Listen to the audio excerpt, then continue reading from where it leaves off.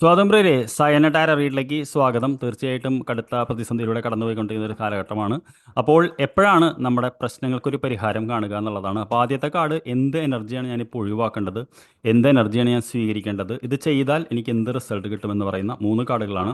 അപ്പോൾ ഈ എനർജി നമ്മൾ ഒഴിവാക്കിയാലേ മുന്നോട്ട് പോകാൻ പറ്റുള്ളൂ. അത് ഫൗണ്ടേഷൻ്റെ അച്ചീവ്മെൻറ്റ് എന്ന് പറയുന്ന നമ്പർ 4 എന്ന് പറയുന്ന കാർഡാണ്. ഈ കാർഡ് എന്ന് പറയുന്നത് നമ്മൾ ഇതൊരു എന്താ പറയുക, നൊസ്റ്റാൾജിയുടെ കാർഡാണ്. മുൻപ് നമ്മൾ നേടിയ നേട്ടങ്ങൾ, മുമ്പ് നടന്ന കാര്യങ്ങളെക്കുറിച്ച് ഓർത്ത് നമ്മൾ അയവിറക്കിക്കൊണ്ടിരിക്കുന്ന ഒരു കാർഡാണിത്. ഇത് നമുക്ക് വേറെ ആംഗിളിൽ വേറെ അർത്ഥം തോന്നാം, പക്ഷേ ഈ ആംഗിളിൽ ഈ കാർഡ് അർത്ഥമാണ് വരുന്നത്. എന്ത് എനർജിയാണ് നമ്മൾ സ്വീകരിക്കേണ്ടത് ചോദിച്ചപ്പോൾ സത്യം, ട്രൂത്ത് എന്ന് പറയുന്ന കാർഡാണ്. തീർച്ചയായിട്ടും നിങ്ങൾക്കറിയാം, നമ്മളൊരു ത്രാസിൻ്റെ ഒരു ഭാഗത്ത് നിൽക്കുകയാണ്, അപ്പുറത്തെ ഭാഗം നമുക്ക് കാണുന്നില്ല. ഇവിടെ നമ്മൾ ഈ ത്രാസ് എപ്പോഴും ബാലൻസ് ചെയ്യണമെങ്കിൽ തുല്യഭാരം അപ്പുറത്ത് ഉണ്ടാവണമെന്ന് നിങ്ങൾക്കറിയാമല്ലോ. അപ്പോൾ ഇവിടെ നിങ്ങളെ സഹായിക്കുന്ന ഒരു ശക്തിയുണ്ട്, അതിനെ വിശ്വസിച്ചുകൊണ്ട് മുന്നോട്ട് പോകണം എന്നുള്ളത് തന്നെയാണ് ഈ കാർഡ് പറയുന്നത്. അപ്പുറത്ത് നമുക്ക് ആരെങ്കിലും കാണുന്നില്ലെങ്കിലും അത് ചെയ്യാൻ നമ്മൾ തയ്യാറായി കഴിഞ്ഞാൽ നമുക്ക് എന്ത് കിട്ടുമെന്ന് ചോദിച്ചപ്പോൾ വളരെ പോസിറ്റീവായിട്ടുള്ള കാർഡാണ് കിട്ടിയുള്ളത്. സാക്രിഫൈസ് എന്ന് പറയുന്ന കാർഡാണെങ്കിലും ഇത് ഹാങ്ഡ് മാൻ എന്ന് പറയുന്ന 12 മേജർ ആർക്കാനെയാണ്. ഈ കാർഡ് നിങ്ങൾ കണ്ടറിയാൻ പറയും. ജലത്തിൽ നിന്നും ഉയർന്നു വരുന്ന ഒരു വനിതേനെയാണ് കാണുന്നത്, മുകളിൽ മഴവില്ലും. അപ്പോൾ നമുക്ക് ഇവിടെ ഒരു മഴവില്ലുണ്ടായിരുന്നു, അതിനൊരു ബാക്കി ഭാഗം ഇവിടെയും കാണുന്നുണ്ട്.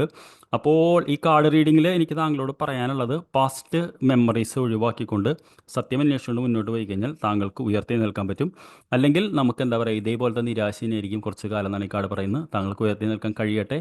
Wish you good night. നാളെ രാവിലെ കാണാം.